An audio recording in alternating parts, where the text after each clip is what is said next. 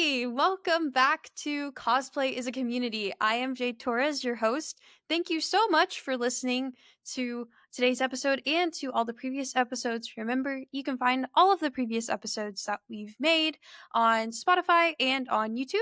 But without further ado, let me go ahead and introduce you to today's guest. We have two of them today. They are a group, and I'm very excited that they're here. So, known together as Nightlight, this dynamic duo is made up of Memori, also known as Mem, and Vivic, also known as Vic.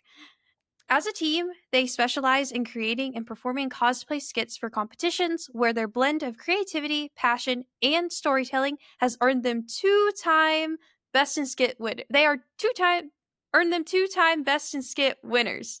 Yes. So they are really big into skits, so that is what we're going to be talking about today. So let me go ahead and say hi to them. Hey, Nightlight. Hey, Vivic. Hey, Hi. Memori. How are you guys? Good. How about you? Good. We're great. I'm great. I'm great. Thank you guys for doing this, and thank you guys for and welcome to the show. So, I guess what I'm going to start with first is how did you guys both get into cosplay? That's the first question. So, So I've always been interested in cosplay. I just never had a chance to explore it. And I was in school one day, and my friends were going to go to Anime Frontier. And they were like, hey, do you want to come with us? And I agreed. And I decided that since I was going to go to this convention, I was going to start making cosplays. And since then, I went and I absolutely loved it. And I just decided that I was going to continue with it. And so I loved it. I continued with it, and I started meeting people, which started allowing me to go to cons even more. that's awesome. I had a friend that I think they'd been to like a couple conventions before me, and so they knew that they were getting me into anime, and they were like, "Hey, do you wanna come to ACON of 2023? May it rest in peace. With me, and do you want to dress up?" And I was like, "Yeah." So they took me. I met my first like group of cosplay friends there. I stuck with them for a little bit. And then I just kept going to more and more conventions, and I was like, I freaking love this. I want to continue to do this. So I did.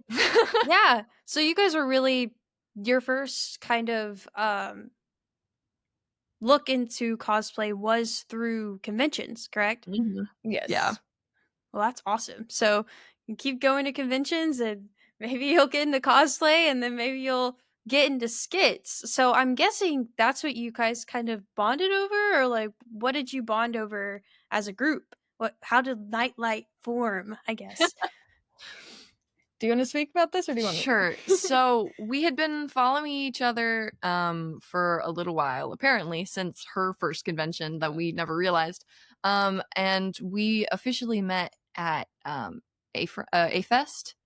And we were like, "Hey, do you want to meet up? We can take some photos together," because we were both gonna do Dobby Hawks that day, and so we met up.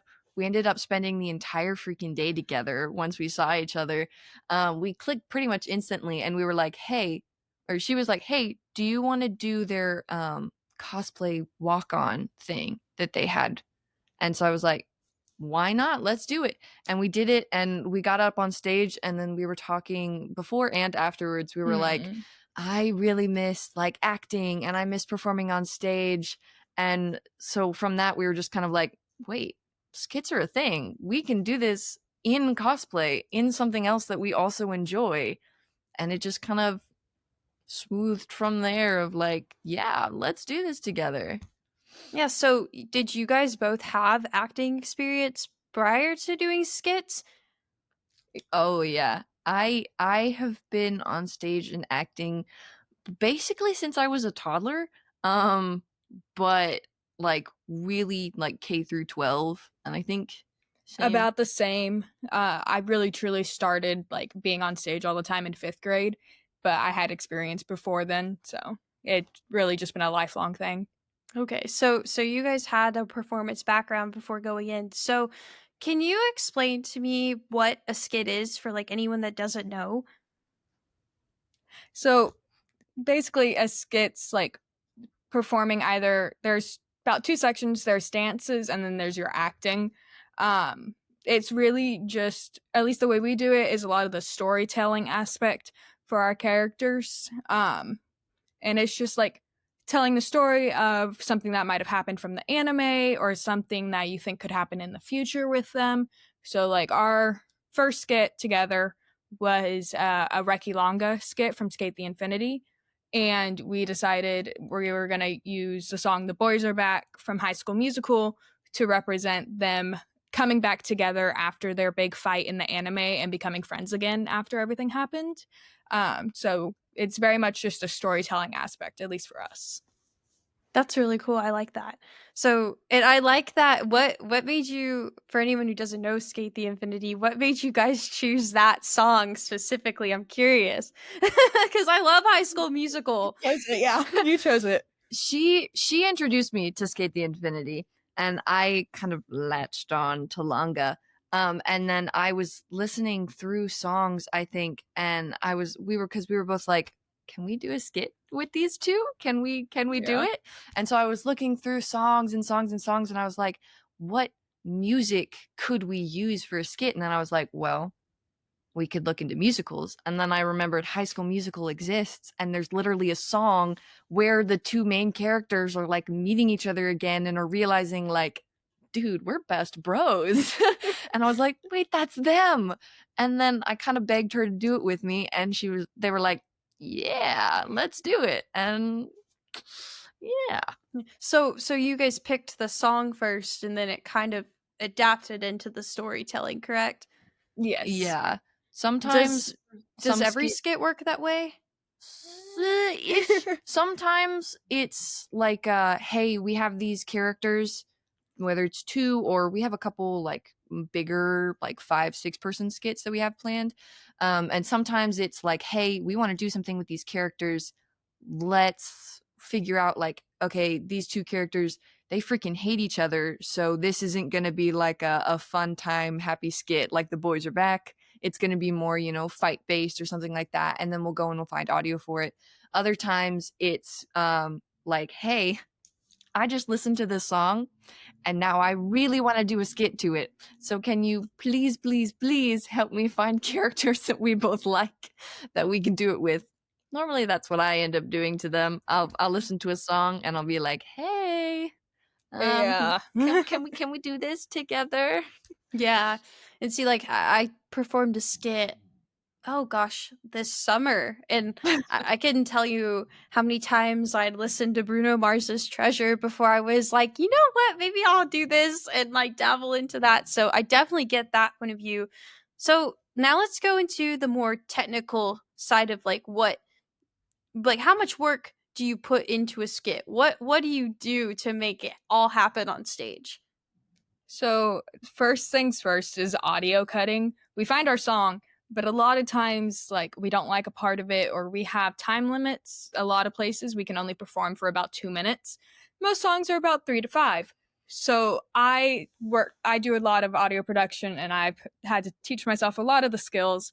And I'll slice our songs or I'll mash songs together for a couple of the skits that we have planned later in the future. I put some songs together, but it's definitely getting the music together first, because without the music cut properly, we can't do choreography. But as soon as that's done, if it's dancing, I kind of hand it over to them. They do most of our dancing choreography. If it's fighting, it's both of us. But yeah, we do the audio and then start our choreography, and then Yeah, and we normally try to start rehearsals a good couple months in advance. Like, yeah. I'm talking, I mean, we probably do it a little bit overkill, but that's just because, we love to do it. We'll typically, I think we start like 4 to 6 months in Yeah. advance from when the competition is supposed to be, just so that we know that everything's going to get locked in. It's going to be muscle memory. When we get on that stage, there's going to be like minimal chance that we're going to forget anything. Mm-hmm. Yeah, so you're basically just putting on a really short snippet of a stage play. That's insane that y'all rehearse for 4 to 6 months for 2 minutes. Oh my gosh. Now, besides the audio cutting, is there anything else that goes into like making the skit? Like, what about even the cosplay aspect? What do you have to do for that? Yeah, so for some of the ones that we do, like we don't have any idea what the characters would be wearing. So we'll go back through, the anime or whatever media it's from, and we'll be like, okay, this is, what they're wearing casually. And we'll kind of just pick and choose certain things. Or like if we literally have no idea, we're just kind of like, this works. And we try to incorporate at least like one prop for the both of us in each performance that we do, just because we kind of feel like it elevates the performance just a little bit. It's kind of like a moment, like a wow moment of like, oh my gosh, wait, I can't believe that these people just did that with that. um Vivek does a lot more of the like 3D printing aspects of it, because I can't do that. I don't want to do that. And I'll handle a lot more of our like foam work stuff. But like for all of our skate characters, they all have, skateboards. So we'll both make the skateboards. We'll, find them. We'll source them from somewhere. We'll paint them all, and then we end up using it in our skits as, different things that might not exactly be what a skateboard's supposed to be used for, but just as Yeah. things. There's a couple times where we have thrown them at each other. On stage? On stage, on yes. stage. Oh my gosh. We're surprised they allowed it. But Yeah. yeah, we have our boards, and at one point in the skit, they throw me the wrong board as Longa. And so I catch their board. And at some point, police come in, so we have to run. So I need my board back. So we're on opposite sides of the stage, and we toss our boards to each other at the same time and catch our own board and run away. Oh my gosh. That's some coordination, that's for sure. Oh That my took a lot of gosh. A lot of I okay. bet. 1, 2, 3, ready, go. We're like, oh gosh. Yeah, no, that definitely takes a lot of coordination. I'm again like still not over the fact that you're rehearsing something that's only 2 minutes and and you're putting all this work in, and I that goes into my next question, is just that this requires a lot of work, like even Mhm. like just as much as craftsmanship in some aspects. So uh, what is the difference, you think, in like the amount of detail between like someone who's competing in craftsmanship to someone who's competing in a skit? um So I'd say they both definitely have to know their character on a deep aspect. But what you'll see with craftsmanship is it's like the weathering or the events that the characters have gone through that would impact the clothing that they're wearing or the makeup that they have. Um, but for skits, it's a lot more knowing like what events that your character's gone through that changes the way they move, or like just how they move in everyday life. We're gonna keep referencing Ranga just because that one's one of our more popular skits. Um, Reki's a very upbeat, happy, bouncy character. So anytime I'm on stage as Reki, I'm always jumping around a lot. My knees always hurt by the end of it, but we're always there's a lot more, not a lot more, but there's that attention to the personality and the movements that I think is different from craftsmanship. We also don't have prejudging as skits, so we're a lot more trying to get a wow factor across in a super short amount of time. Um, that's not a one-on-one space, so we're not even sure if we have everyone's attention the entire time. Um, that is something we'd like to change in skits, is to get the prejudging time, because at least I know for us and other skit competitors we've talked to, there's a lot of thought that goes into the movements behind the characters and like the scenes and the songs, and I would love to be able to talk about that with the judges and explain like this is why we did this, and like these are why these props look this way, and that's not something we get to do. Yeah. Yeah, no, I definitely agree. That was something that even I went through as a skit competitor. Like I had made this whole puppet looking creature, and you can see it on my Instagram for people who are interested in looking at it. I have the whole video up, but I made this whole puppet thing, and I like that was one of the things I wish I was able to do, is like at least talk to the judge and be like, no, look, I made Mm. all of this myself, and I made this whole video and audio mixed and did all of this stuff myself. And in that sense, like it does have the same value as a craftsmanship competitor, because you're pretty much putting in the same amount of work. Like, Right. Yeah. One thing people seem to forget is part of the word cosplay is the word play, and that's a lot of what your skits are about. Masquerades come from the acting portion of it originally, and then they got into the craftsmanship. Um, and we just wish there was a little more recognition for what skits do. But like half of cosplay, it's costume and play. And craftsmanship deserves the attention and the love they get because everything they do is so amazing. Yes. But I feel like the play aspect kind of gets neglected.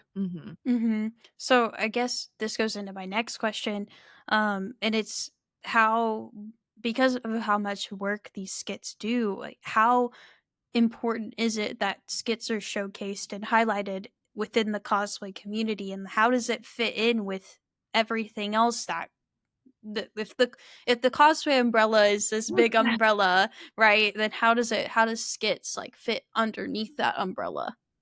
Yeah. So, I mean, skits are kind of like everything. You've probably done so many more skits than you realize you have, because even like every single TikTok that somebody has made or stuff like that, I mean, that is a skit. That is just a smaller portion than what you would see performed on stage. And like she said, I mean, it's the play part of cosplay. It's getting on stage and it's, you know, playing pretend of a character that doesn't exist and kind of getting to show their story even more. And I mean, like, people were making skits. That's how people did cosplay in the first place, right? Like, they are getting into these characters and they're pretending to be these characters. And that's essentially, you know, what a skit is at the very base level. I don't think people realize that, you know, like, almost every single time that you get in cosplay, you are just essentially making tons and tons of baby skits. Yeah, no, I think that's a great way to put it. Vivek, do you have any word on It's that? about the same. I agree that just cosplay, play it, have fun with it. You're anytime you go to a con, you always see people acting as their characters. And I love seeing that because it's so cool. Because just to think these people love this media so much that they want to make these costumes and then they want to go and act as these characters and talk to people with the same love for the media. It's incredible, honestly. Yeah, no, I definitely agree. So, say someone was doing a skit for the very first time. They don't even know anything at all. What advice would you give them on how to like move forward with creating a skit? So start rehearsals early. Obviously, you don't have to start like the 6 months early that we do. We're a little extra and we're both theater nerds. But I have seen people who will wait until they know they got into the cosplay contest to start rehearsing. Start about 2 months early. You never know when something's going to go wrong. You never know what's going to happen. Try and have, like, if you're making your cosplay, have it done about 2 months before. Have the idea for your skit 2 months before, so that way you have time to mess around, and if something goes wrong you have the time to fix it without having to pull something the night before. Yeah. Yeah. You have Any anything? other? Yeah, more? Do you have anything? Don't forget the play portion. I know we were talking a lot about it, but like, you have fun with it. Because I also see so many people who like treat it so seriously, and while, you know, I 100% get that, because we also treat it seriously. I mean, like, we're doing this, you know, freaking like 5 months in advance, and normally we're also doing multiple different skits at a time. Like, I think right now we're going through about 4 or 5. God, oh my gosh, that's a lot of skits. We're definitely overachievers, so don't take everything that we do as like, oh my gosh, golden standard. But like, have fun with it, because at the end of the day, I mean, like I've said before, you are putting on an outfit that from a fake, like, from a media of a fake character, and you are getting on stage in front of a bunch of other people who are also playing pretend as characters. It's like the most unserious serious thing that you can be doing. And it's just have fun. I mean, like when we started doing competitions and we started meeting, the other people that were in the competitions with us, everybody is so sweet and Mhm. everybody is so nice.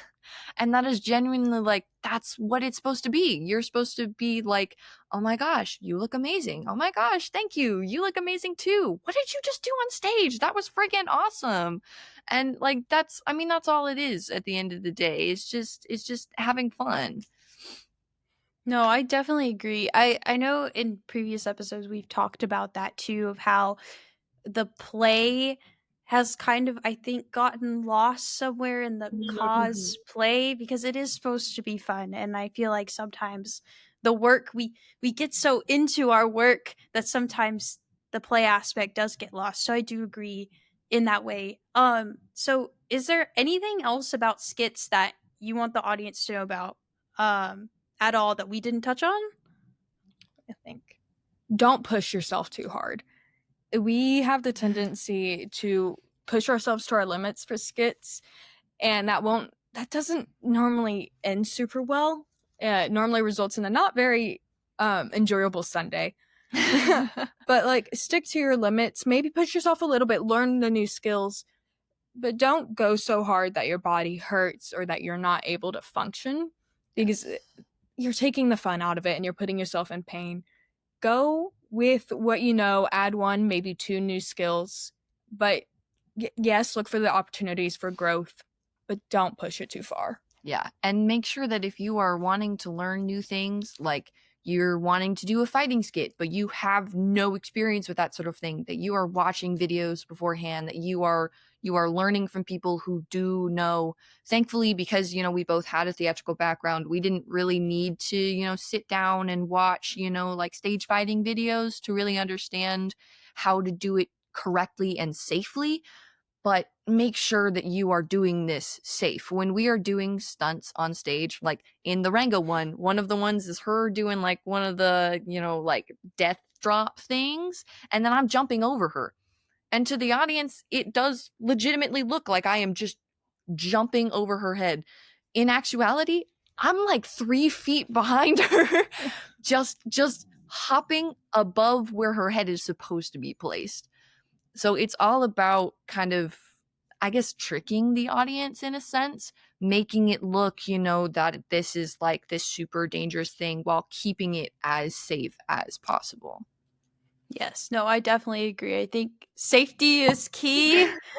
I've seen too many theater mishaps and skit mishaps to know how unsafe it can be. So, definitely safety is key. So, we are almost out of time, though I do have a question I ask at the end of every episode, and it is, how has cosplay shaped you as an individual? You And I'm go going to first. leave it open. I'm going first. It's definitely made me more confident, and it's definitely helped with my mental health. Um, I've met so many great people, and I've got involved with so many great communities through it, that it's helped me figure out who I am and what I want to be doing.